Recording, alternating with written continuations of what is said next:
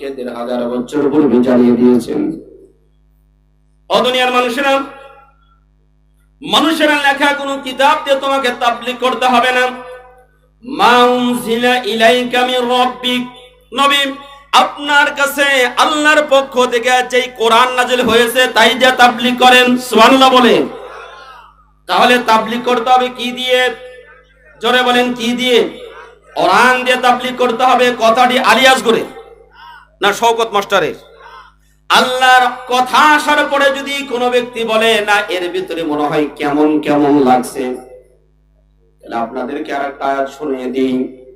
আল্লাহ রাব্বুল আলামিন মুনাফিকদের চরিত্র বর্ণনা করতে গিয়ে তিনি বলেন, ওয়া ইযা ক্বিলা লাহুম তাআলাউ ইলা মা আনজালাল্লাহু ওয়া ইলার রাসূলি রাআইতাল মুনাফিকিনা ইয়াসুদ্দুনা আনকা সুদুদা। সূরা নিসা 5 নম্বর পারা 7 নম্বর পৃষ্ঠার 1 নম্বর লাইনের 61 নম্বর আয়াত। আল্লাহ রাব্বুল আলামিন জানিয়ে দিলেন, যখন তাদেরকে বলা হয় তাআলাও মানে তোমরা আসো, ইলা মা উনজিলা ইলা মা আনজালাল্লাহ আল্লাহ যা অবতীর্ণ করেছেন, ওয়া ইলার রাসূলি এবং রাসূলের দিকে আসো। রাসূলের কাছে আল্লাহ যা অবতীর্ণ করেছেন এই কথাগুলো তোমরা মেনে নাও। এই কথাগুলো দিয়ে ব্যক্তিগত জীবন, পারিবারিক জীবন, সামাজিক জীবন, অর্থনৈতিক জীবন, রাষ্ট্রীয় জীবন তোমরা পরিচালনা করো। এ নবী আপনি তখন দেখবেন রাআইতাল মুনাফিকিন, মুনাফিকদেরকে আপনি দেখবেন ইয়াসুদ্দুনা আনকা সুদুদা, ওরা আপনাকে এই সমস্ত কথাবার্তা বলা থেকে বাধা দেবে। আমার প্রিয় বাবাজিরা, এই আয়াতের দিকে একটু লক্ষ্য করেন। বর্তমানে এই স্বৈর শাসকের পতন হওয়ার পরেও আমরা একটু এদিক সেদিক দেখছি নতুন জালিমের পদধ্বনি আছে না নাই? কথা বলেন আছে না নাই? এরা কোরআন থেকে কথা বললেই বলে এগুলো এই দলের কথা। আচ্ছা বলেন তো, কোরআন কি কোনো দলের? এ কোরআন যদি কোনো ব্যক্তি তার ব্যক্তিগত জীবন, পারিবারিক জীবন, সামাজিক জীবন, রাষ্ট্রীয় জীবনে বাস্তবায়ন না করে, তাহলে মনে করতে হবে এই বেচারা মুমিন হতে পারবে না। এই বেচারা টাটকা ডিজিটাল কায়দার কি ডিজিটাল কায়দার মুনাফিক। আমার কথা না, সূরা নিসার 61 নম্বর আয়াত পড়বেন। আমার প্রিয় বাবাজিরা, আল্লাহ রাব্বুল আলামিন আমাদেরকে ডাক দিয়ে বললেন, হে রাসূল আপনি তাবলীগ করবেন, আপনার প্রতি যা অবতীর্ণ করা হয়েছে তাই আপনি তাবলীগ করুন। সুতরাং তাবলীগ অন্য কোনো জিনিস দিয়ে করা যাবে? আরেকটু জোরে বলেন করা যাবে? আর এরপরে আল্লাহ রাব্বুল আলামিন আমাদের কেন স্পষ্ট করে জানিয়ে দিলেন, ওয়া ইল্লাম তাফআল ফামা বাল্লাগতা রিসালাতা, নবী আপনি যদি কোরআন দিয়ে তাবলীগ না করেন তাহলে আপনি আপনার রিসালাতের দায়িত্ব পালন করলেন না।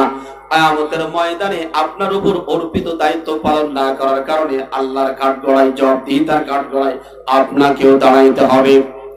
প্রিয় ভাইরা আমার, কোরআন বিশ্বনবীর উপরে নাজিল হয়েছে। এখানে ডাকও দিয়েছেন বিশ্বনবীকে। বিশ্বনবীকে ডাক দেয়া মানে পৃথিবীর যত মানুষ আছে সমস্ত মানুষদেরকে তিনি ডাক দিয়ে এই নির্দেশনাটা দিয়েছেন। আমার প্রিয় বাবাজিরা, এরপরে যে অংশটুকু রয়েছে অত্যন্ত গুরুত্বপূর্ণ, খেয়াল করবেন। আল্লাহ রাব্বুল আলামিন বলছেন, আল্লাহু ইয়াসিমুকা মিনান নাস, আল্লাহ আপনাকে মানুষ থেকে রক্ষা করবেন। এই আয়াতের একটু ব্যাখ্যা করতে হবে। আপনি যদি কোরআন দিয়ে মানুষের কাছে তাবলীগ করতে চান তাহলে মানুষ আপনাকে বিরিয়ানির দাওয়াত দেবে না, কারণ আপনি কথা বলবেন তাওহীদের আর ওরা শিরকের পক্ষে। আপনি শিরকের বিপক্ষে কথা বলবেন, ওরা শিরকের পক্ষে কথা বলবে। ওরা মানুষের তৈরিকৃত আইন দিয়ে জমিন পরিচালনা করবে, আপনি মানুষের তৈরিকৃত আইন জমিন থেকে উৎখাত করার জন্য জীবনের তাজা রক্ত দিয়ে ঢেলে দেওয়া হলেও আপনি এই আন্দোলন করবেন। সুতরাং আপনি যখন কোরআন দিয়ে তাবলীগ করবেন, মানুষের কাছে কোরআনের দাওয়াত পৌঁছাবেন, ওরা আপনার সাথে বিরুদ্ধাচরণ করবে। শুধু বিরুদ্ধাচরণ করবে তাই না, এমনকি মামলা, হামলা, জেল, জুলুম শুধু তাই না, ফাঁসির মঞ্চ পর্যন্ত নিরপরাধ মানুষদেরকে নিয়ে যাবে। কথা বলেন ঠিক কিনা?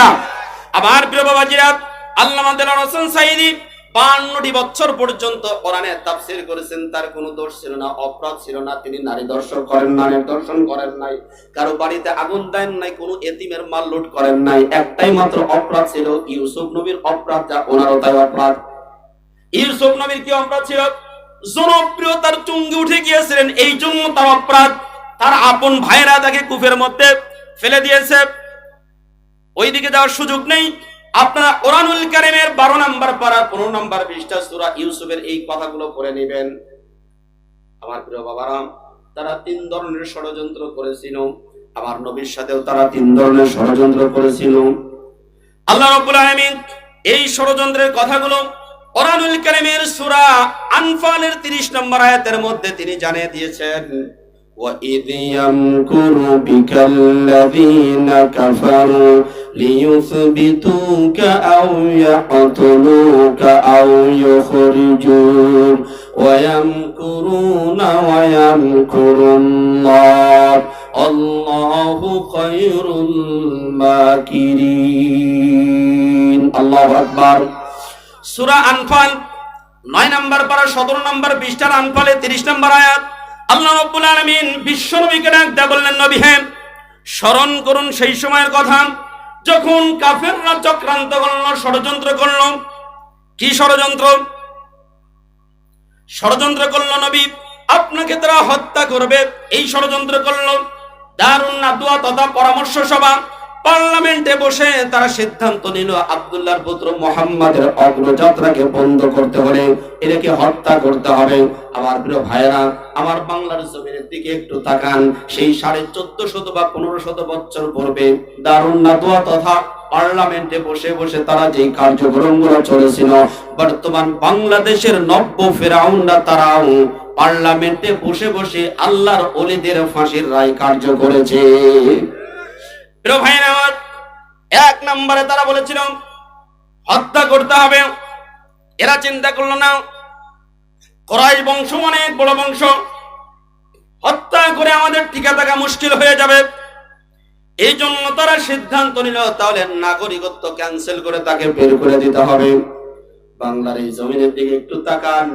ইসলামী আন্দোলনের কথা যখন অধ্যাপক গোলাম আযম রাহমাতুল্লাহি আলাইহি বললেন, সেই সময় এই ফ্যাসিবাদী স্বৈরশাসক খুনি যে পিছনে দরজাতে পালিয়ে গেছে, তার বাপ এটাকে নাগরিকত্ব ক্যান্সেল করে দিয়েছিল। কথা কয় না?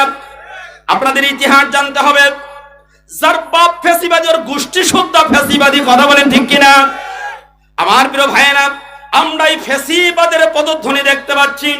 এই ফ্যাসিবাদী স্বৈরাচার সরকার যখন 5ই আগস্টে পলায়ন করলো, এরা একের পর এক ষড়যন্ত্র করে যাচ্ছে, কিন্তু কোনোটাতে সফল হতে পারছে না। প্রিয় বাবাজিরা, আজকে আবার নতুন করে ষড়যন্ত্র করেছে, দেখেছেন আপনারা? নতুন করে ষড়যন্ত্র করেছে। সারা বাংলাদেশ থেকে গরিব মানুষদেরকে 1 লক্ষ টাকা শাপলা চত্বরে গেলে দেবে, ঋণ দেবে বিনা সুদে, বিনা পরিশোধে 1 লক্ষ টাকা করে ঋণ দিবে। এই কথাগুলো বলে বলে বাংলাদেশের বিভিন্ন জায়গা থেকে গরিব মানুষগুলো সেখানে নিয়ে জড়ো করে আন্দোলন করা ষড়যন্ত্র করেছে। প্রিয় বন্ধুগণ আমার, এই ফ্যাসিবাদী এই স্বৈরাচার চলে যাওয়ার পরেও শয়তান কিছু এদেশে আছে না নাই? এ জোরে বলেন, আছে না নাই? কান খুলে মনে রাখবেন, আমরা রক্ত দিয়েছি, জীবন দিয়েছি, আমরা আত্মীয়-স্বজন হারাচ্ছি, বাবা হারাচ্ছি। এই বাংলার জমিনে যদি নতুন কোন ফ্যাসিবাদের আবির্ভাব হয়, জীবনের তাজা রক্ত দিয়ে তাদেরকে প্রতিহত করার জন্য কে কে রাজি আছে? দুই হাত তুলে আল্লাহকে দেখা। নারায়ে তাকবীর, নারায়ে তাকবীর। আল কোরআনের আলো, আল হাদিসের আলো। জালিম যেখানে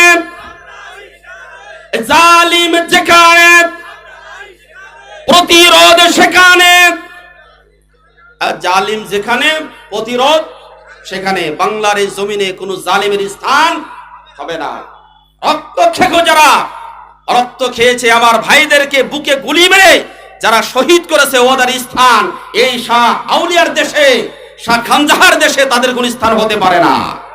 কথা গান ঠিক না? ঠিক। আমার প্রিয় বাবাজিরা, 3 নম্বরে তারা ষড়যন্ত্র করেছিল। 1 নম্বরে তারা হত্যা করবে, 2 নম্বরে তারা নাগরিকত্ব ক্যান্সেল করে দেশ থেকে বের করে দিবে। 3 নম্বরে তারা চক্রান্ত করছে না আমৃত্যু কারাদণ্ড দিতে হবে, আমৃত্যু কারাদণ্ড দিতে হবে। আবার প্রিয় বাবাজিরা, আল্লামা দেলোয়ার হোসেন সাইদী রাহমাতুল্লাহি আলাইহির জনপ্রিয়তা 54 দিন রিমান্ডে নেওয়ার পরে একই কথা প্রত্যেক দিনে বলেছিলেন, আপনার জনপ্রিয়তা কোথায়? আকাশচুম্বী জনপ্রিয়তা। আর মতিউর রহমান নিজামী আমিরে জামাত শহীদ মতিউর রহমান নিজামীর জনপ্রিয়তা কোথায়? আপনাকে আমাদের লোকজন দিয়ে টাকা পয়সা দিয়ে একটা দল গঠন করে দিব, আপনি ওই দলের আমির হবেন, জামাত ইসলামের মধ্যে থাকার প্রয়োজন নাই। প্রথম দিন যখন তাকে রিমান্ডে নেই কথা বলা হলো, তিনি সরাসরি না করে দিলেন। তিনি বললেন, আমিরে জামাতের জুতার নিচের যে ধুলা, এই ধুলা সম পরিমাণ আমি না। আল্লাহু আকবার। এইরকম ভাবে আত্মীয় স্বজন নিয়ে আসা হলো। আমার নিজ কানে শোনা কামালউদ্দিন জাফরি দামাত বারাকাতুহুল আলিয়া, ওনার আপন বিয়াই, ওনাকেও নিয়ে যাওয়া হয়েছিল বোঝানোর জন্য, কিন্তু একই কথা বলেছেন। আমার প্রিয় বাবাজিরা, এই লোকগুলোর জনপ্রিয়তার কারণে তাকে আমৃত্যু কারাদণ্ড দেওয়া হয়েছিল। তবে একটা কথা মনে রাখবেন, যারা বাংলার জমিন থেকে ইসলামকে চিরবিদায় করার ষড়যন্ত্র করে, আল্লাহ রাব্বুল আলামিন ইসলামকে চিরবিদায় করেন না, বরং যারা ষড়যন্ত্র করে ওরাই বাংলার জমিন থেকে চিরবিদায় হয়ে যায়। আল্লাহ রাব্বুল আলামিন কোরআনুল কারীমের মধ্যে জানিয়ে দিয়েছেন, ইউরিদুনা আন ইউতফিউ নূরাল্লাহি বিআফওয়াহিহিম ওয়া ইয়াবাল্লাহু ইল্লা আন ইউতিম্মা নূরাহু ওয়ালাউ কারিহাল কাফিরুন। সূরা তাওবা 5 নম্বর রুকু 10 নম্বর পারার 11 নম্বর পৃষ্ঠা তাওবার 32 নম্বর আয়াতের মধ্যে আল্লাহ রাব্বুল আলামিন জানিয়ে দিলেন, ওই সমস্ত জালিমেরা কোরআনের আলো ইসলামের বাতি মুখের ফুৎকারে নিভিয়ে দিতে চায়। আল্লাহ রাব্বুল আলামিন বলেন, মুখের ফুৎকারে যারা কোরআনের বাতি নিভিয়ে দিতে চায় ওদের মুখ পুড়ে যায়। কথাখান ঠিক না ঠিক? ওরা কোরআনের আলো নিভিয়ে দিতে পারে না, বরং যারা নিভিয়ে দিতে আসে ওরা চিরতরের জন্য নিভে যায়। কথাটি কার? আরো জোরে বলেন কার? আমার প্রিয় ভাইরা, এই জন্য দেশের বাহিরে বসে বসে ঠুস করে কিছু একটা ষড়যন্ত্র করে কোরআনের বাতিকে নিভিয়ে দেওয়া যায়? জয় বলেন যায়? মোটেই যাবে না। আমার প্রিয় বাবাজিরা, যেই কথা বলতেছিলাম, আল্লাহু ইয়াসিমুকা মিনান নাস, আল্লাহ আপনাকে মানুষের জুলুম নির্যাতন থেকে রক্ষা করবেন। কোরআনের কথা যখনই বলা হবে, তাওহীদের কথা বলা হবে, এই কোরআন দিয়ে রাষ্ট্রটা পরিচালিত হবে, জমিনটা পরিচালিত হবে, এই কথা যখনই বলা হবে, যারা কোরআন দিয়ে রাষ্ট্র পরিচালনা করতে চায় না, এই জালিমগুলো আমার আপনার বিরুদ্ধে একের পর এক ষড়যন্ত্রে লিপ্ত হতেই থাকবে। প্রিয় ভাইরা আমার মনে রাখবেন, কোরআনুল কারীম থাকবে যতদিন, এক জালিম চলে যাওয়ার পরে আর এক জালিমের আবির্ভাব হবে। কথাখান ঠিক না ঠিক? তবে ওই সমস্ত জালিমদের মনে রাখতে হবে, হামান জুলুম করেছিল, এরপরে ফেরাউন মুসা নবীর উপর অত্যাচার করেছিল, টিকতে পারে নাই। নমরুদ ইব্রাহিম আলাইহিস সালামের উপর জুলুম নির্যাতন করেছিল, কিন্তু টিকতে পারে নাই। আবু জেহেল, আবু লাহাব, উতবা, শাইবা, এরা বিশ্ব নবীর উপরে অত্যাচার করেছিল, বিশ্ব নবীর দিন প্রচার করার ক্ষেত্রে প্রতিবন্ধক হয়ে দাঁড়িয়েছিল, এরা টিকতে পারে নাই। আবার প্রিয় বাবাজিরা, বর্তমান এই পৃথিবীর জমিনে যদি কোনো ব্যক্তি ইসলাম প্রচারের ক্ষেত্রে বাধা দেয়, কোরআন হাদিসের ক্ষেত্রে যদি বাধা দেয়, মনে রাখতে হবে, হামান গেছে, ফেরাউন গেছে, আবু জেহেল, আবু উতবা গেছে, শাইবা গেছে, এই জমিনে যদি কোনো ব্যক্তি বাধা দেয় তাহলে তারাও পরাজিত হবে। জোরে বলেন ঠিক কিনা? আমার প্রিয় বাবাজিরা, এই জন্য আমাদেরকে ঈমান মজবুত রেখে সামনের দিকে আগাইতে হবে।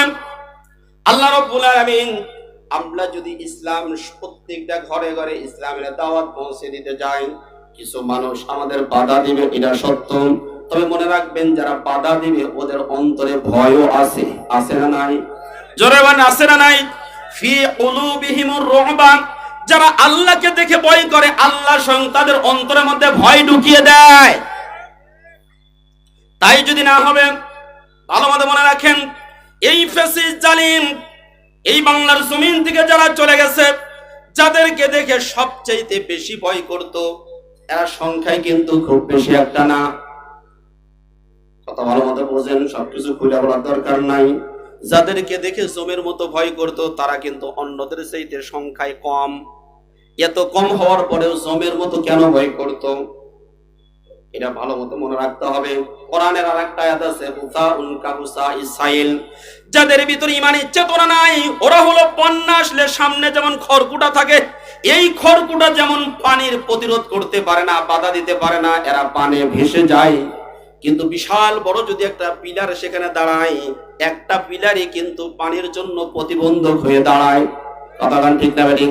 যাদের অন্তরের মধ্যে আল্লাহর ভয় আছে, আল্লাহর প্রেম রয়েছে, আল্লাহর মহব্বত রয়েছে, যারা জীবনের পরোয়া করে না, ইসলামী আন্দোলন জমিনে কায়েম করার জন্য নিজের জীবনের তাজা রক্ত দিয়ে হলেও জীবনে প্রতিষ্ঠা করার জন্য যারা দৃঢ় প্রত্যয় ব্যক্ত করে ঘর থেকে বেরিয়ে যায়, ওদেরকে দেখে সারা পৃথিবীর মানুষ থরথর করে ভয় পায়। আমার প্রিয় বাবাজিরা, এই জন্য আল্লাহ রাব্বুল আলামিন বলেছেন, আল্লাহু ইয়াসিমুকা মিনান নাস, আল্লাহ তোমাদেরকে মানুষের জুলুম অত্যাচার থেকে রক্ষা করবে যদি সঠিকভাবে ঈমানের দাওয়াত মানুষের কাছে পৌঁছাও। আর যদি না পৌঁছাও তাহলে আল্লাহ রাব্বুল আলামিন বলেন, ইন্নাল্লাহা লা ইয়াহদিল কওমাল কাফিরিন, আল্লাহ কোন কাফের সম্প্রদায়কে হেদায়েত দেয় না। তার মানে কোরআন আসার পরেও যদি কোনো ব্যক্তি কোরআনের কথাগুলো মানুষের কাছে অকপট চিত্তে দাওয়াতগুলো না পৌঁছায়, তাহলে এরা কাফের হবে। আর এই কাফেরদেরকে আল্লাহ রাব্বুল আলামিন কখনো হেদায়েত দিবেন? আরো জোরে বলেন, হেদায়েত দিবেন। তাহলে আমরা তাবলীগ করব, জোরে বলেন কি দিয়ে? তাওহীদি মানুষের কথা বলা, এটা বীরের মতো বলতে হবে। আমরা তাবলীগ করব কিসের মাধ্যমে? আরো জোরে বলেন, কিসের মাধ্যমে? এ কোরআন কোন দলের না, কোন ব্যক্তির না, কোরআন প্রত্যেকটা মুসলমান নিজেদেরকে যারা মুসলমান বলে দাবি করবে তাদের জন্য কোরআন। চিল্লায়া বলেন ঠিক কিনা? আমার প্রিয় ভাইরা, এই জন্য আল্লাহ রাব্বুল আলামিন সূরা মায়েদার 67 নম্বর আয়াতে আমাদেরকে জানিয়ে দিয়েছেন, কি জানিয়ে দিয়েছেন? তোমাদেরকে তাবলীগ করতে হবে কোরআন দিয়ে। কোরআন ছাড়া অন্য কোনো কিছু দিয়ে তাবলীগ করা যাবে না। কোন দাদা কোন বাবা কি বললো এগুলো অনুসরণ করা, যারা বলেন অনুসরণ করা যাবে না। কোরআন আমাদেরকে জানিয়ে দিচ্ছে।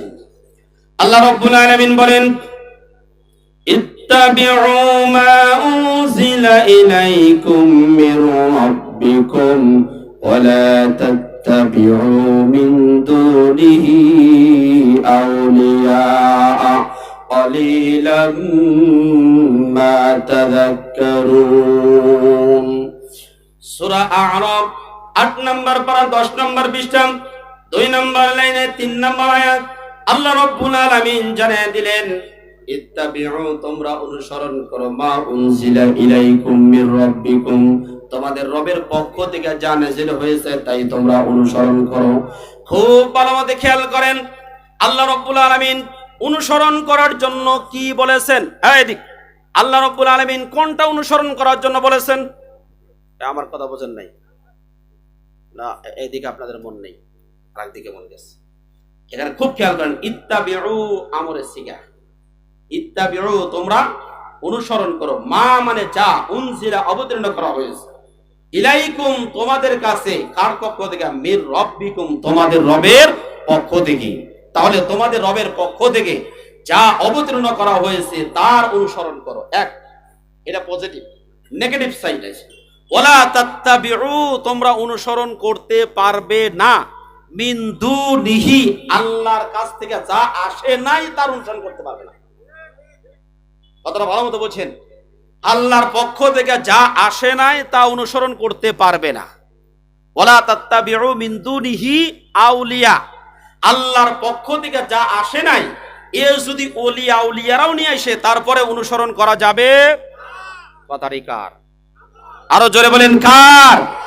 আল্লাহর কথা। এই কথার মধ্যে কোনো গুণ কিরা আছে? জোরে বলেন, গুণ কিরা আছে? স্পষ্ট এরকম কথা কোরআনে অনেক আছে।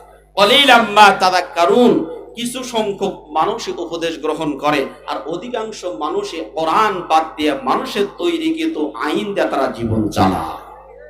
যারা মানুষের তৈরিকৃত আইন দিয়ে জীবন পরিচালনা করে তাদের অবস্থাটা কেমন হবে আমি ওদিকে যাচ্ছি। সম্মানিত ভাইরা আমার, আমি যদি এই কথাগুলো বলি তাহলে রাগ করবেন কে কে? একটু হাত তোলেন তো। কেউ রাগ করবেন না? সবাই খুশি থাকবেন তো? আয়াতে কারিমা পড়ার পরে আর কেউ খুশি থাকবেন না, দেখবেন কিছু মানুষ রাগান্বিত হয়ে যাবেন। তবে একটা কথা আপনাদেরকে একটু বলি, আমরা যখন মারা যাই, এই পরশুদিন কেমন হয় এদিকে লক্ষ্মীকলা বলেছিলাম, এই কথাগুলো বেশি বেশি করে শেয়ার করা দরকার। আমাদের মসজিদগুলোতে শুধুমাত্র 12 চন্দ্রের ফজিলতের আলোচনা করা হয়, কিন্তু সুদবিহীন অর্থনীতি কেমনে পরিচালনা করতে হয়, সুদযুক্ত কোনো অর্থনীতি যদি কারো জীবনে থাকে, ওর 4 পয়সার আমলও কবুল হবে না, আর কানা করিরও আমল আল্লাহর দরবারে কবুল হবে না। কারণ কাসবুল হালালি ফারিদাতুম বাদাল ফারিদা, হালাল উপার্জন করা নামাজ যেমন ফরজ, রোজা যেমন ফরজ, ইসলামী আন্দোলন যেমন ফরজ, ঠিক তদ্রূপ ভাবে হালাল উপার্জন করাও তেমনই ফরজ। কোরআন আমাদেরকে জানিয়ে দিয়েছেন, ইয়া আইয়ুহার রাসূলু কুলু মিনাত তাইয়্যিবাতি ওয়া আমালু সালিহা, হে রাসূলেরা তোমরা খাবে কোত্থেকে? হালাল খাবার খাবে, হারাম খাবার খাবে না। ওয়া আমালু সালিহা, আর নেক কাজ করবে। আগে হালাল খাবার, এরপরে নেক কাজ। নেক কাজ দিয়ে ভরা, কিন্তু সুদের উপর টাকাও 10 কোটি। সুবহানাল্লাহ কইবেন না? আমি রাজশাহী বিশ্ববিদ্যালয়ে পড়ার সময় কোট মসজিদে ইমামতি করতাম। এখন তো আমরা যারা এখানে আছি মোটামুটি সবাই রাজশাহীতে হাজিরা দেওয়ার জন্য কম বেশি সবাই গেছি, তাই না? এই কোর্টে ঢুকতে হাতের ডাইন সাইডে মসজিদটা ছিল। তো সেখানে একদিন আমার হঠাৎ করে মনে পড়লো, আমার পিছনে প্রত্যেকটা দিনই এক চাচা নামাজ পড়ে জামাতের সাথে, 5 ওয়াক্ত নামাজ জামাতের সাথে আদায় করে এবং তাকবীর উলা ধরে, কোনো কাজ কাম করে না। তো আমি একদিন সকালবেলা এই চাচার সাথে বাজারে গেছি, দেখি চাচা অনেক টাকার বাজার করলো, আমার ধারণা অনুপাতে প্রায় 9-10 হাজার টাকার বাজার করলো। আমি তো নিয়ে গেছি 400-500 টাকা। মৌলবি মুন্সি মানুষ কয় টাকা আর পায়? 500 টাকা বর্তমানে বাজারে নিয়ে গেলে মূলা কিনলে ব্যাগ ফস করে ভরে যায়, তাই না? আর যদি গোস্ত বা অন্য কিছু কিনতে যায় তো 500 টাকা দিয়ে তো কিছুই হয় না। তো চাচা দেখি অনেক বাজার করলো, তা আমার সন্দেহ লাগলো, চাচা কামাই করে না, কিছু করে না, এত টাকা পাই কোথায়? তো আমি নাসরবান্দা এসে চাচাকে বললাম, চাচা এই এত টাকাটা বাজার করলেন, আপনার ইনকাম সোর্স কি? কয় না বাবা, তোমার কাছে বলা যাবে না। তা বললাম, না বলেন ইনকাম সোর্স কি? তো তখন বলতেছে, বাবা আমার না 10 কোটি টাকা সুদী ব্যাংকে রাখা আছে। জোরে কোন সুবহানাল্লাহ। কয় কোটি টাকা? 10 কোটি টাকা সুদী ব্যাংকে রাখা আছে। মাশাআল্লাহ, মোটামুটি 10 লক্ষ টাকা আসে, কম করে হলে 8 লক্ষ বা 10 লক্ষ টাকা প্রতি মাসে আসে। তো সপ্তাহে 2 দিন যদি 10,000 করেও বাজার করে, ওর কি শর্ট পড়বে? আচ্ছা এবার বলেন তো, এই সুদের টাকা খেয়ে সেজদা দিয়ে আল্লাহর কাছে কি কয়? আল্লাহকে কি বলে? আল্লাহ যেখানে বলেছে ফাইল্লাম তাফআলু ফাআযানু বিহারবিন মিনাল্লাহি ওয়া রাসূলি, এ বান্দা যদি সুদ তুমি ছেড়ে না দাও তাহলে আল্লাহ এবং রাসূলের বিরুদ্ধে যুদ্ধের জন্য প্রস্তুত হয়ে যাও। আচ্ছা আল্লাহর সাথে যুদ্ধ করে আমরা প্রথমবার না পারলে দ্বিতীয়বারে তো পারবো, তা পারবো না? আচ্ছা এ না পারলে, বাংলাদেশ এটা গরিব ফকির ফাকরা দেশ, এ যদি নাও পারে কমপক্ষে চীন, রাশিয়া, ফ্রান্স, জাপান এগুলোকে একসাথে করে নিয়ে আল্লাহর বিরুদ্ধে যদি যুদ্ধ করি তাহলে পারবো না? জোরে বলেন পারবো? যেই ব্যক্তি সুদ খায় আর সেজদা দেয় ওই ব্যক্তি কোনো ইবাদত আল্লাহর দরবারে এক কানা করেও কবুল হবে না। কারণ প্রথম শর্ত হলো তাকে হালাল খাইতে হবে। এই কথাগুলো আমাদের মসজিদগুলোতে খুব কম আলোচনা হয়। হয় কি এগুলা? না, শুধু ফজিলত আর সুন্নতের উপর আমল। আরে কি সুন্নত? কোন সুন্নত? আল্লাহ রাসূল জীবনে সুদ খেয়েছেন, এই সুন্নত নিয়ে তো আলোচনা করা হয় না। আল্লাহ রাসূল তিনি 10টি বছর মদিনাতে রাষ্ট্রপ্রধান ছিলেন, এই সুন্নত নিয়ে আলোচনা করা হয় না। আল্লাহ রাসূলের জীবনী বলা হয় আল্লাহ রাসূল গরিব ছিলেন, ফকির ছিলেন, এই জন্য সেরা পাঞ্জাবি পড়ো আর তোমরা ফকির হয়ে থাকো। কারণ আল্লাহ রাসূল 10টি বছর পর্যন্ত রাষ্ট্র পরিচালনা করেছেন, রাষ্ট্রপ্রধান হয়েছেন, এই ওয়াজ কি মৌলবীদের মুখ দিয়ে বের হয় না? কথা হয় না, এ ওয়াজ আছে নাই? রাষ্ট্র পরিচালনা কেমনে করবে? সুদ মুক্ত ব্যাংক কেমনে প্রতিষ্ঠা করা যায়? আমরা হেদায়াত রাবে পড়েছি, 4র্থ খণ্ড পড়েছি, যেখানে অর্থনীতি নিয়ে আলোচনা আছে, যেখানে ব্যবসা বাণিজ্য নিয়ে কথা আছে। এই কথাগুলো আমাদের মসজিদগুলোতে আলোচনা হয় না। সম্মানিত ভাইরা আমার, আসুন তাহলে আপনাদের মুখও কালা হবে। এবার যে আয়াতে কারিমা পড়ব, মারা যাওয়ার পরে এই যে বুকের উপরে হাত রেখে কিছু বলে না, মারা যাওয়ার পরে কি বলে বলেন তো, সবাই একটু বলেন। বিসমিল্লাহি ওয়া আলা মিল্লাতি রাসূলিল্লাহ। বোঝেন এই কথার অর্থ কি বোঝেন? বিসমিল্লাহি মানে আল্লাহর নামে, ওয়া আলা মিল্লাত, মিল্লাত মানে দল, মিল্লাত মানে দল। কোন দল? জাতীয় পার্টি, আওয়ামী লীগ। কোন দল? ওয়া আলা মিল্লাতি রাসূলিল্লাহ, আল্লাহ রাসূলের দলের উপরে, আল্লাহর নামে আল্লাহ রাসূলের দলের উপরে রেখে গেলাম। আচ্ছা একটু কমন সেন্সটা খোলেন তো। যেই লোকটা সারাটা দিন মিছিল করলো ধানের শীষের, সন্ধ্যাবেলায় যদি আওয়ামী লীগের, ওরা তো নাই এখন, যাই হোক, তারপরেও ধরে নিলাম আছে, এই আওয়ামী লীগের অফিসে গিয়ে যদি বলে যে ভাই এক কাপ চা দেন, চা দেবে না কি দেবে? যারা বলেন কি দেবে? ঝাঁটা দেবে না? ঝাঁটা দিবে, চা দিবে না। তাহলে একজন লোক বিএনপি সারাদিন বড় মিছিল করার পরে সন্ধ্যাবেলায় গিয়ে যদি এক কাপ চা চায়, যদি তাই না দেয়, এ মুসলমান আপনার মাথাটাকে একটু খোলেন। যেই লোকটা সারাটা জীবন কোরআন হাদিসের বিরুদ্ধে যে আন্দোলনগুলো আছে, যে দলগুলো আছে, যে কোরআন হাদিসের বিরুদ্ধে যে আইনগুলো আছে, সেই আইনের পক্ষে যারা সারাটা জীবন থাকলো, মারা যাওয়ার পরে সেই লোকটাকে আল্লাহর দলে তুলে দিয়ে আসলে আল্লাহ রাসূল কোনোদিন ওই দলকে গ্রহণ করতে পারে না, আল্লাহ রাসূল কোনোদিন ওই উম্মতকে তার দলে নিতে পারে না। তাহলে শেষ জীবনে আল্লাহ রাসূলের দলে থাকতে হলে কোন দল করতে হবে? আল্লাহ রাসূল যেই দল করেছেন সেই দলেই থাকতে হবে। কথাটা কি ক্লিয়ার? খুব খেয়াল করেন, ক্লিয়ার? সম্মানিত ভাইরা আমার, আসুন, আমি ওখানে কথা বলেছিলাম, আপনাদের এখানে এই একই কথা বলতে চাই আবার, খুব খেয়াল করবেন। আল্লাহ রাব্বুল আলামিন এই পৃথিবীতে যত মানুষ তৈরি করেছেন, সমস্ত মানুষকে দুই ভাগে ভাগ করেছেন। কিছু মানুষ ধনী, কিছু মানুষ গরিব, কিছু মানুষ বেশি শিক্ষিত, কিছু মানুষ অশিক্ষিত, কিছু মানুষ ভালো, কিছু মানুষ খারাপ, কিছু মানুষ জান্নাতি, কিছু মানুষ জাহান্নামী। এটা দিয়ে কোরআন সতেরো হয়েছে। আল্লাহ এভাবেই বলেছেন, ফারিকুন ফিল জান্নাহ ওয়া ফারিকুন ফিস সাঈর, কিছু মানুষ যাবে জান্নাতে আর কিছু মানুষ যাবে জাহান্নামে। বাস দুটো দল। এরপরে যত নেতা আছে, এই নেতাগুলোকে ভাগ করলে দুই ভাগে ভাগ করা যায়। কিছু নেতা আছে রাতের আধারে তাহাজ্জুদে নামাজ পড়ে দু চোখের পানি ফেলে উম্মতের জন্য কান্নাকাটি করে, আল্লাহ এদের মধ্যে দ্বীনের বুঝ দাও, এই জমিনে যে কোরআনের শাসন কায়েম হয়। কথা বলেন ঠিক কিনা? আর কিছু নেতা আছে, আল্লাহ তাড়াতাড়ি যেন আমরা ক্ষমতায় যেতে পারি, এই 15-16 বছর পর্যন্ত খাইতে পারি নাই, লুটে ফুটে যেন খাইতে পারি। কথা হয় না? আছে না নাই? আপনারা যে একথা বলছি না, এটা অন্য জায়গায় আমাদের এলাকায় আছে, এরকম লুটে ফুটে খাওয়ার মতো মানুষ কিছু আছে। আছে না নাই? আমার কথা কি অবাস্তব না বাস্তব? জোরে বলেন, বাস্তব না অবাস্তব?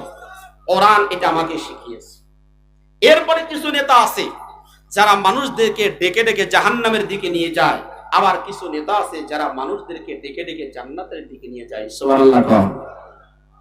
তাহলে আমরা নেতা পেলাম কয় প্রকার? এটা জোরে বলেন, কয় প্রকার? আচ্ছা, কোরআন যদি দুই প্রকারের নেতার পরিচয় দেয়, রাগ করবেন? জোরে বলেন, রাগ করবেন? কোরআন আমাদেরকে যদি বলে, তাহলে আমাদের রাগ করলে আমরা বুঝবো যে আবু জেহেলের কিছু ছোঁয়া আমাদের মধ্যে আছে। আল্লাহ রাব্বুল আলামিন কোরআনুল কারীমের মধ্যে জানিয়ে দিলেন, وَجَعَلْنَاهُمْ أَئِمَّةً يَدْعُونَ إِلَى النَّارِ وَيَوْمَ الْقِيَامَةِ لَا يُنصَرُونَ। সূরা কসসের 4 নম্বর রুকু, 20 নম্বর পারা, 9 নম্বর 20 কসসের 41 নম্বর আয়াতের মধ্যে আল্লাহ রাব্বুল আলামিন জানিয়ে দিচ্ছেন, আর আমি তাদেরকে আইম্মা, ইমামের বহু বচন, আমি তাদেরকে নেতা বানিয়েছি।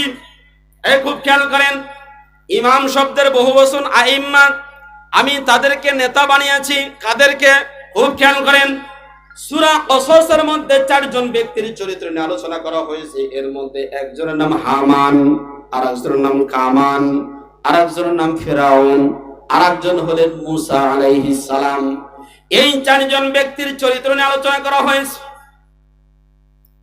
রব্বুল আলামিন বলছেন তাদেরকে, মানে হামান, কারুন, ফিরাউন, এদেরকে আল্লাহ নেতা বানিয়েছে।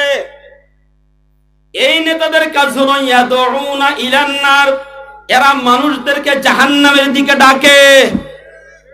ইয়াদউ, দাওয়াত দেওয়া, এরা মানুষদেরকে দাওয়াত দিচ্ছে এবং ভবিষ্যতে দেবে।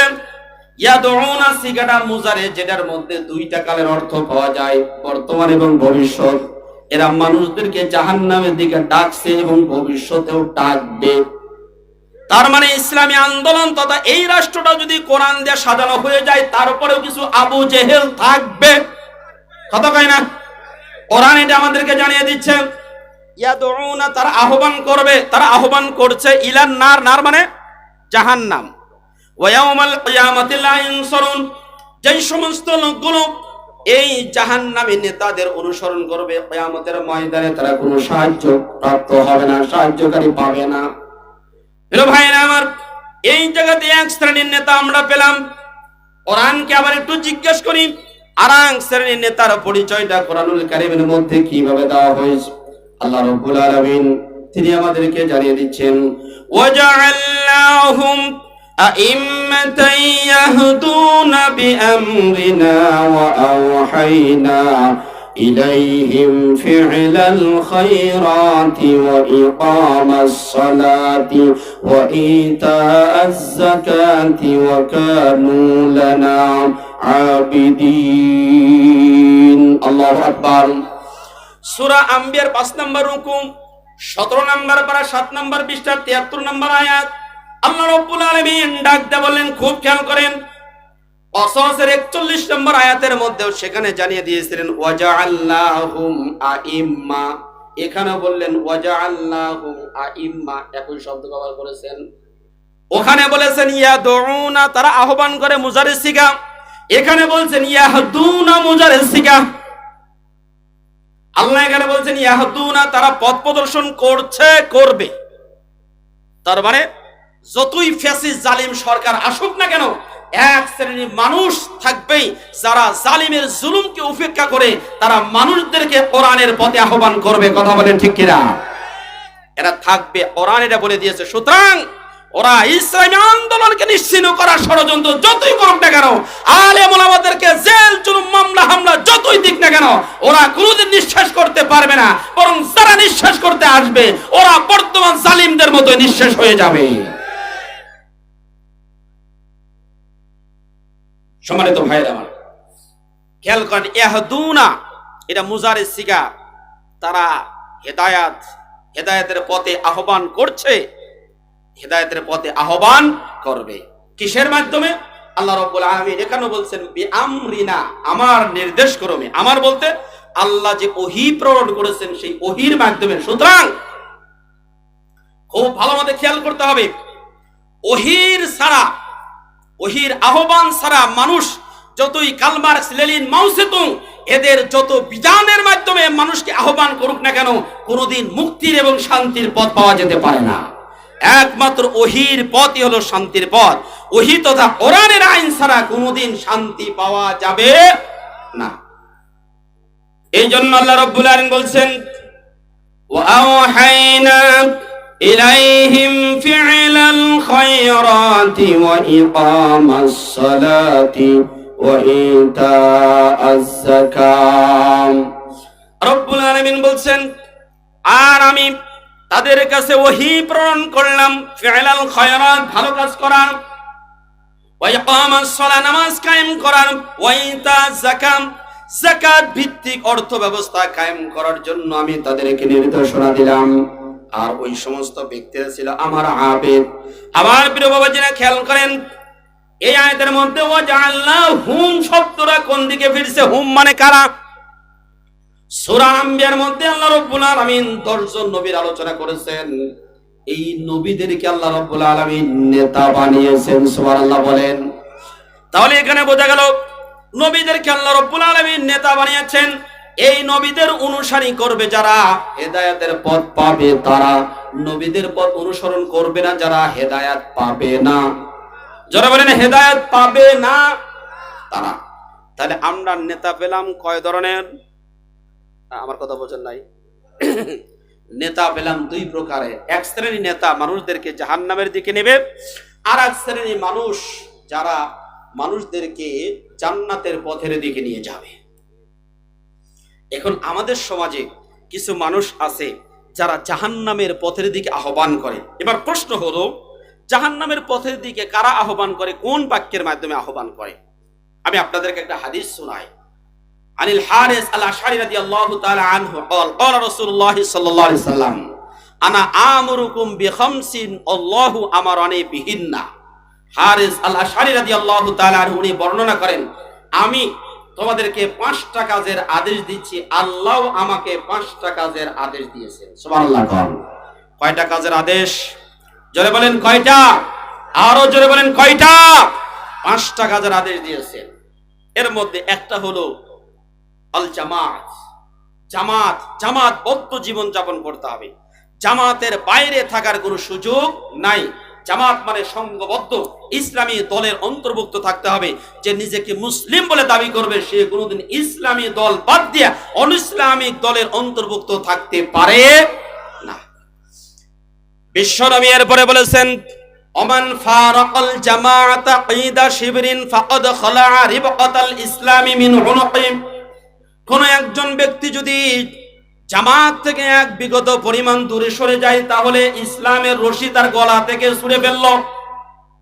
আর যেই ব্যক্তি ইসলামের রশিটা তার গলা থেকে খুলে ফেললো ওই ব্যক্তির উপরে আল্লাহর কোনো জিম্মাদারি নাই। ওমান মাতা ওয়ালাম ইয়াগজু ওয়ালাম ইউহাদ্দিস বিহি মাতা আলা শুবাতিন মিনান নিফাক। যেই রাষ্ট্রে কোরআনের আন্দোলন কায়েম নাই, কোরআনের আইন কায়েম নাই, এই রাষ্ট্রতে কোরআনের আইন বাস্তবায়ন করার জন্য যারা আন্দোলন করলো না, আন্দোলন করার ইচ্ছা পোষণ পর্যন্ত করলো না, আল্লাহ রাব্বুল আলামিন বলেন এমত অবস্থায় যদি এই ব্যক্তিগুলা মারা যায় তাহলে ওই ব্যক্তিগুলা নিফাকের মৃত্যু হবে, অর্থাৎ মুনাফিকের মৃত্যু হবে। এরপরে বিশ্বনবী বলছেন, ওমান দাআ বিদাওয়াল জাহিলিয়াতি ফাহুয়া মিন জুসা জাহান্নাম। এই খেয়াল করেন, ওমান দাআ যেই ব্যক্তি আহ্বান করবে বিদাওয়াল জাহিলিয়াতি, জাহিলিয়াতের দিকে আহ্বান করবে। এবার প্রশ্ন হলো জাহিলিয়াত কোনটা? কোরআন বাদ দিয়ে মানুষের যত আইন কারণ আছে সমস্ত আইনগুলাই হলো জাহিলিয়াতের আইন। ওয়ামান আহসানু মিনাল্লাহি হুকমান লিকাওমিন ইউকিনুন। আল্লাহ রাব্বুল আলামিন বলেন, আল্লাহর বিধানের চাইতে অন্য কোন বিধান কি তোমাদের কাছে শ্রেয় মনে হয়? না, তা হতে পারে না। আলাইসাল্লাহু বিআহকামিল হাকিমিন। এ দুনিয়ার মানুষেরা, তোমাদের কাছে আল্লাহর আইনের চাইতে অন্য কোন আইন কি উত্তম মনে হয়? আল্লাহর চাইতে উত্তম বিচারক কেউ আছে? জোরে বলেন, আল্লাহর চাইতে উত্তম কোন বিচারক আছে? নাই।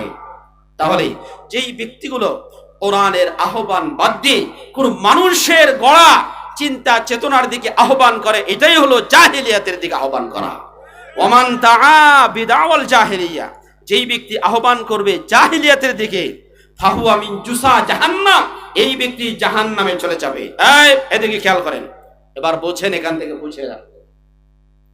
সাহাবীরা জিজ্ঞাসা করলেন, ইয়া রাসূলুল্লাহ, এই সমাজের মধ্যে কিছু মানুষ আছে যারা মানুষদেরকে জাহিলিয়াতের দিকে আহ্বান করে, অথচ এই লোকটা নামাজও পড়ে, রোজাও করে, হজও করে, যাকাতও দেয়, মাদ্রাসার সভাপতিও হয়, এতিমখানার সভাপতিও হয়, আবার মসজিদের সভাপতি, অনেক খেদমত এই লোকগুলা করে, কিন্তু তারপরেও মানুষগুলোকে জাহিলিয়াতের দিকে আহ্বান করে।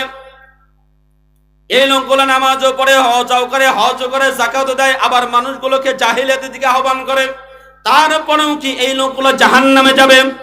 খুব খেয়াল করেন, বিশ্বনবী তার হাদিসের মধ্যে তিনি বর্ণনা করেছেন, ওয়া ইন সামা ওয়া সাল্লা ওয়া জামা আন্নাহু মুসলিমুন, কোন ব্যক্তি নামাজ পড়ে, রোজা করে, হজ করে, যাকাত দেয়, মাদ্রাসার সভাপতি, মসজিদের সভাপতি, এতিমখানায় দান করে, ভালো ভালো অনেকগুলো কাজ করে, এত কিছু করার পরেও যেই ব্যক্তিগুলো মানুষগুলোকে জাহিলিয়াতের দিকে আহ্বান করে, কোরআনের আইন বাস্তবায়ন করার দিকে আহ্বান করে না, কোরআনের দিকে আহ্বান করে না, কোরআন বিবর্জিত যেই সমস্ত মতাদর্শ আছে, চিন্তা ভাবনা আছে, সেই দিকে আহ্বান করে, বিশ্বনবী বলেন এই লোকগুলো এত আমল করার পরেও তারা জাহান্নামে যাবে।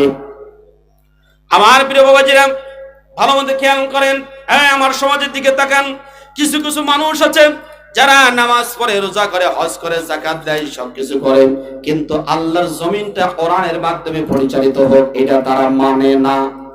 আছে না নাই? যদি তা না মানে তাহলে তাদের ব্যাপারটা শুনুন। আল্লাহ রাব্বুল আলামিন কোরআনুল কারীমের মধ্যে আমাদেরকে জানিয়ে দিলেন, ফালা রাব্বিকা লা ইউমিনুনা হাত্তা ইউহাক্কিমুকা ফীমা শাজারা বাইনাহুম ثم لا يجدوا في أنفسهم حرجا مما قضيت ويسلموا تسليما الله أكبر আল্লাহর কোরআন সূরা নিসা 9 নম্বর রুকু 5 নম্বর পারা 7 নম্বর পৃষ্ঠা সূরা নিসার 65 নম্বর আয়াত আল্লাহ রাব্বুল আলামিন ডাক দিয়ে বলছেন ফালা না হবে না ফালা হবে না ওয়া রাব্বিকা তোমার রবের কসম করে বলছি লা ইউমিনুনা ওই সমস্ত লোকেরা মুমিন হচ্ছে না ভবিষ্যতেও হবে। এরা মুজারে সিগা, ওই সমস্ত লোকেরা মুমিন হচ্ছে না ভবিষ্যতেও হবে না।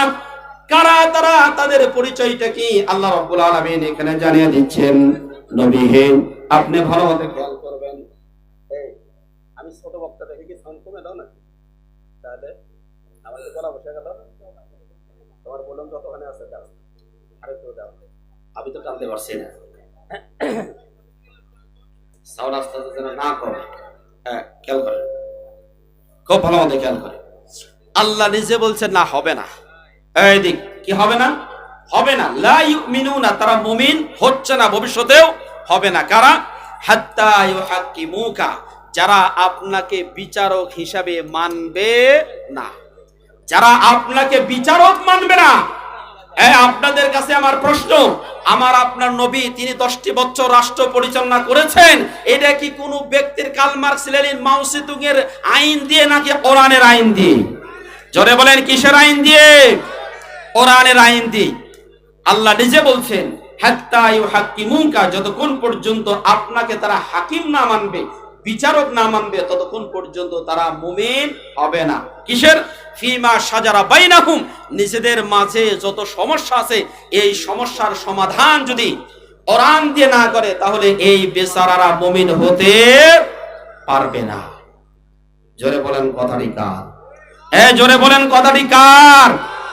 তাহলে আপনাদের কাছে আমার প্রশ্ন, যেই সমস্ত মানুষগুলো নামাজ পড়ে, রোজা করে, হজ করে, যাকাত দেয়, কিন্তু ওই পার্লামেন্টে কোরআনটা যাক এটা যারা বিশ্বাস করে না, যারা চায় না, বরং যারা কোরআনের আন্দোলন করে পার্লামেন্টে কোরআনটা নিয়ে যেতে চায়, এই সমস্ত লোকদের উপরে যারা মামলা, হামলা, জেল, জুলুম, নির্যাতন করে, আপনাদের কাছে প্রশ্ন, আমরা কি সেই সমস্ত লোকদের কাছে হেরে যাব নাকি দাঁত ভাঙা জবাব দিয়ে এই কোরআনটা পার্লামেন্টে নিয়ে যাওয়ার জন্য কে কে রাজি আছেন? দোয়া তুলে আল্লাহকে দেখান।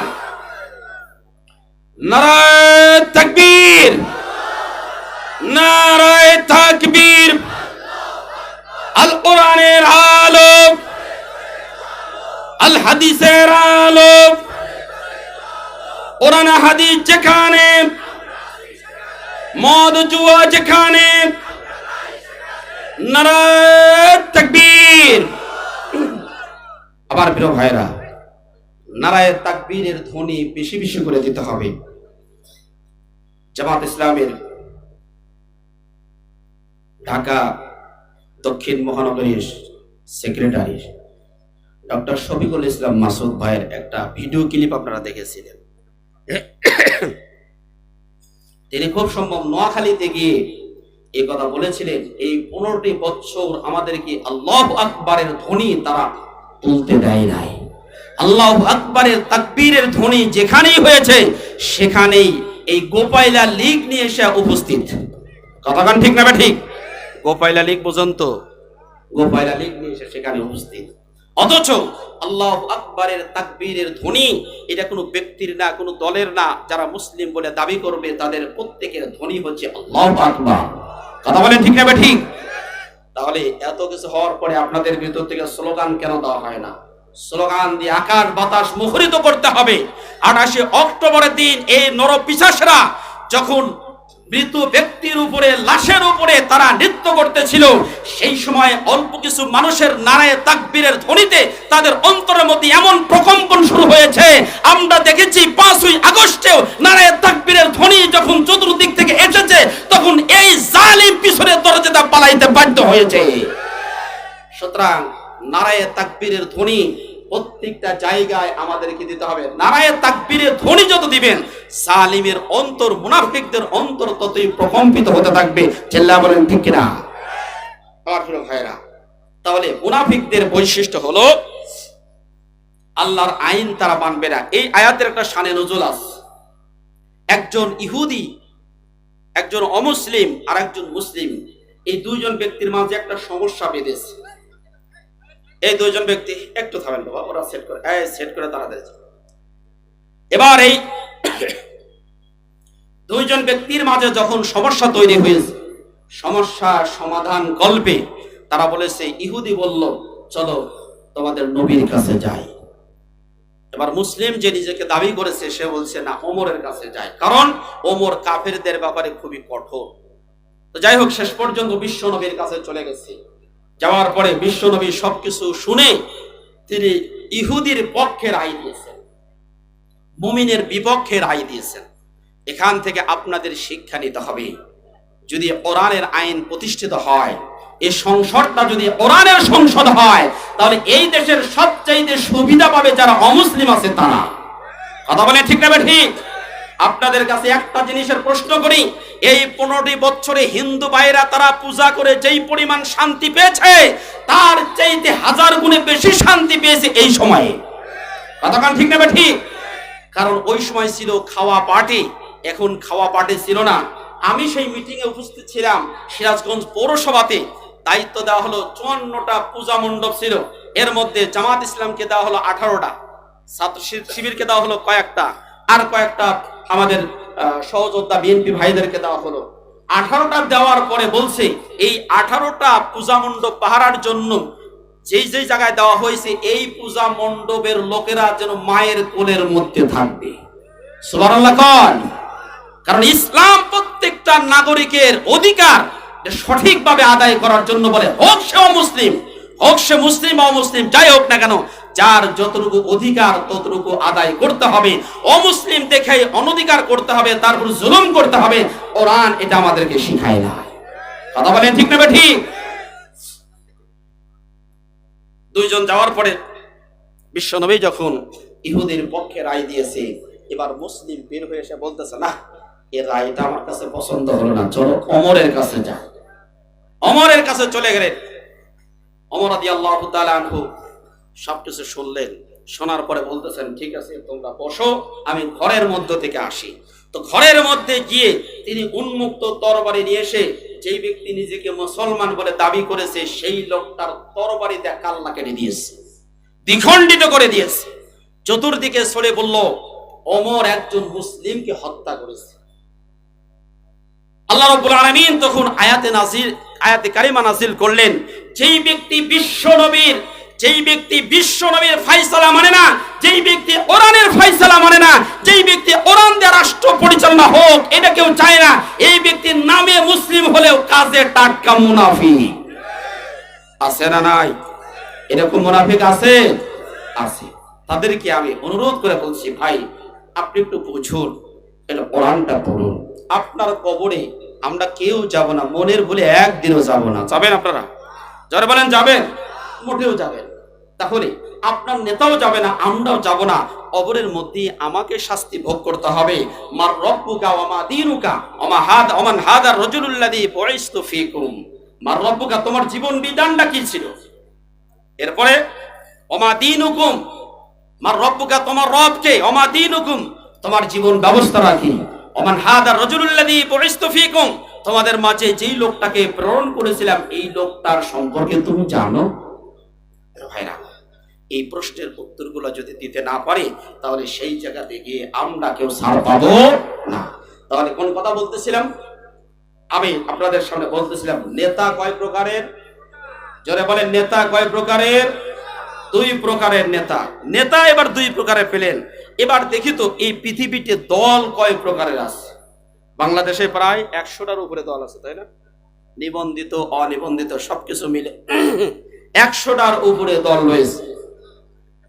এই 100টা দলকে আল্লাহ রাব্বুল আলামিন 2টা ভাগে ভাগ করেছেন। জোরে বলেন তো কয়টা ভাগে? 2টা ভাগে ভাগ করেছেন। কোরআন আমাদেরকে জানিয়ে দিচ্ছেন ইস্তাহওয়াযা আলাইহিমুশ শাইতানু ফাআনসাহুম যিকরাল্লাহি উলাইকা হিজবুশ শাইতান আলা ইন্না হিজবাশ শাইতানি হুমুল খাসিরুন। আল্লাহ রাব্বুল আলামিন সূরা মুজাদালা 19 নম্বর আয়াতের মধ্যে জানিয়ে দিলেন শয়তান তাদেরকে নিয়ন্ত্রণে নিয়েছে, শয়তান তাদের উপর বিজয় লাভ করেছে, শয়তান তাদেরকে মুরিদ বানিয়ে নিয়েছে। খেয়াল করেন, শয়তান তাদেরকে মুরিদ বানিয়ে নিয়েছে, শয়তান তাদের উপর বিজয় লাভ করেছে। প্রশ্ন হতে পারে শয়তান তাদেরকে মুরিদ বানিয়ে নিয়েছে, কাদেরকে উপর বিজয় লাভ করেছে? আল্লাহর কোরআন এরপরে জানিয়ে দিচ্ছে ফাআনসাহুম যিকরাল্লাহ, যেই সমস্ত লোকগুলো আল্লাহর জিকির ভুলে গেছে, শয়তান যাদেরকে জিকির ভুলাইয়া দিয়েছে। এবার প্রশ্ন হলো জিকির মানেটা কি, জিকিরের অর্থটা কি? আমার এই ছোট্ট গবেষণাতে কোরআনুল কারীমের মধ্যে জিকিরের মোটামুটি আমি 7টা অর্থ পেয়েছি। এর মধ্যে একটা অর্থ হলো জিকির মানে আল্লাহর আইন। জোরে বলেন জিকির মানে কি? আরো জোরে বলেন জিকির মানে কি? আল্লাহ রাব্বুল আলামিন কোরআনুল কারীমের মধ্যে জানিয়ে দিলেন ওয়ামান আ'রাদা আন যিকরি ফাইন্না লাহু মাঈশাতান দানকা ওয়া নাহশুরুহু ইয়াওমাল কিয়ামাতি আমা। সূরা তাহা 16 নম্বর 19 নম্বর পৃষ্ঠার 12 নম্বরের 124 নম্বর আয়াত আল্লাহ রাব্বুল আলামিন তিনি নিজে ডাকতে বলতেছেন ওয়ামান আ'রাদা আন যিকরি, যেই ব্যক্তিগুলো আমার আইন ভুলে যাবে, আমার আইন মানবে না, তার মানে কোরআনের আইন মানবে না। যিকরুন মানে এখানে আইন। যারা আল্লাহর আইন মানবে না, আল্লাহর আইন ভুলে যাবে, ওয়ামান আ'রাদা আন যিকরি, যেই ব্যক্তি আল্লাহর আইনগুলো ভুলে যাবে, ওই সমস্ত ব্যক্তিদের জীবন হবে দুর্বিষহ, তাদের জীবনটা হবে অত্যন্ত কঠিনতম জীবন। জীবনের কোনো জায়গাতে সিকিউরিটি থাকবে না, দ্রব্যমূল্যের ঊর্ধ্বগতি হবে, কোথাও কোনো ধরনের নিরাপত্তা তারা পাবে না, শান্তি নামক পায়রা তারা খুঁজে পাবে না। প্রিয় ভাইরা আমার, শান্তি নামক পায়রা আমরা খুঁজি কিন্তু পাই না। শান্তি এক জায়গাতে, আমরা খুঁজি অন্য জায়গাতে। শান্তি আছে কোরআনে, শান্তি আছে আল্লাহ রাসূলের সুন্নাতে। আমরা খুঁজি কার্ল মার্কস, লেনিন, মাও সেতুং, আবার বাপের বিধানে, আবার ভাবির বিধানে, আবার বুবুর বিধানে, কথা কয় না? এই সমস্ত বিধানের মধ্যে আমরা শান্তি খুঁজি। আজীবন শান্তি খুঁজলে ওই জায়গাতে পাওয়া যাবে? শান্তি ওখানে পাওয়া যাবে না। আল্লাহ রাব্বুল আলামিন এই জন্য এই আয়াতের মধ্যে তিনি জানিয়ে দিলেন যারা শান্তি পেতে চাও তাদের জন্য এট ফার্স্ট কোরআনের আইন মানতে হবে। আল্লাহ নিজেই বলে দিয়েছেন ফামান তাবিআ হুদায়া ফালা খাউফুন আলাইহিম ওয়ালা হুম ইয়াহজানুন। আল্লাহু আকবার। আল্লাহ রাব্বুল আলামিন সূরা বাকারা 6 নম্বর পৃষ্ঠা 1 নম্বর পারা 6 নম্বর পৃষ্ঠার প্রথমে বলে দিলেন যেই সমস্ত ব্যক্তিগুলা কোরআনের অনুসরণ করবে ওদের ব্যক্তিগত জীবন, পারিবারিক জীবন, সামাজিক জীবন, রাজনৈতিক জীবন, অর্থনৈতিক জীবন কোথাও কোনো টেনশন থাকবে না। শুধু কোরআন অনুসরণ করতে হবে। যদি কোরআন অনুসরণ করতে পারি তাহলে কোনো ধরনের টেনশন আমাদের জীবনে থাকবে না।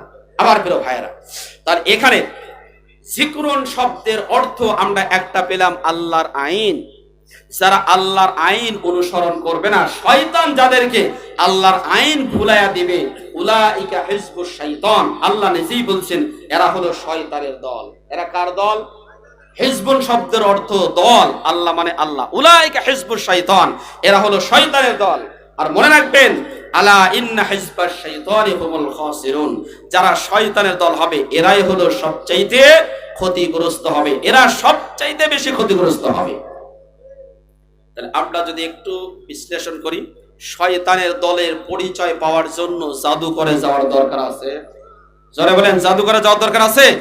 যাদের সংবিধানে আল্লাহর জমিনে কোরআনের আইন প্রতিষ্ঠা করার কোনো কর্মসূচি নাই, এক বাক্যে তারাই হলো শয়তানের দল। আমার সাথে কে কে একমত নাই একটু হাত তোলেন। একমত নাই আপনারা? এই একমত নাই? আচ্ছা, না বুঝে হাত তুলেছে। আচ্ছা, যাদের দলে কোরআনের কর্মসূচি বাস্তবায়ন করার কোনো আন্দোলন নেই, এরা যে শয়তানের দল, এই কথার সাথে কে কে একমত? একটু হাত তোলেন তো, হাত তোলেন। ওই যে মাঝে আবু জেহেল কিছু আছে মনে হয়, হাত তোলেন নাড়া দেন, দেখেন তো কে কে হাত তোলে না। হাত তোলেন, টান টান করে, দুহাত টান টান করে দিবে, এটা নাড়া দেন, দেখেন তো আশপাশে কেউ বাদ আছে নাকি। আমার সাথে ভালো মতো হাত নামাবেন না, ভালো মতো স্বীকারোক্তি দিবেন। যেই দলের মধ্যে কোরআনের আইন বাস্তবায়ন করার কোনো কর্মসূচি নাই, এরা হলো কিসের দল? আরো জোরে, কিসের দল? এর জোর হলো না, এর জোরসে মারো। শয়তানের দল, বোঝা গেছে?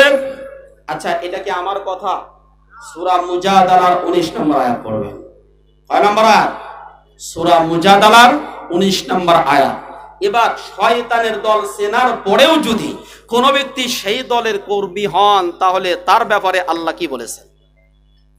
আল্লাহ রাব্বুল আলামিন কোরআনুল কারীমে জানিয়ে দিলেন, ইয়া আইয়ুহাল্লাযীনা আমানু লা তাত্তাখিযুল ইয়াহুদা ওয়ান নাসারা আউলিয়া বা'দুহুম আউলিয়াউ বা'দ ومن يتولهم منكم فإنه منهم إن الله لا يهدي القوم الظالمين الله أكبر সূরা মায়েদা 8 নম্বর রুকু 6 নম্বর পারার 16 নম্বর 20টার প্রথম নম্বর লাইনের 51 নম্বর আয়াত। আল্লাহ রাব্বুল আলামিন ডাক দিয়ে বললেন, হে ঈমানদার গণেরা, লা তাত্তাখিদুল ইয়াহুদা ওয়ান নাসারা, যারা ইহুদি এবং খ্রিস্টান হবে তাদের তোমরা অনুসরণ করবে, তাদেরকে তোমরা আউলিয়া বন্ধুরূপে গ্রহণ করতে পারবে। জোরে বলেন, পারবে। কি কারণে পারবে না? বা'দুহুম আউলিয়াউ বা'দ। আচ্ছা বলেন তো, রসুন আপনারা চেনেন না? এই রসুনের কুয়াগুলো আলাদা হলেও পিছন সাইডটা কি এক না আলাদা? এক না আলাদা? সারা পৃথিবীর ইহুদি এবং খ্রিস্টান দেখতে আলাদা হলেও, রাষ্ট্র আলাদা হলেও, তাদের চিন্তা চেতনা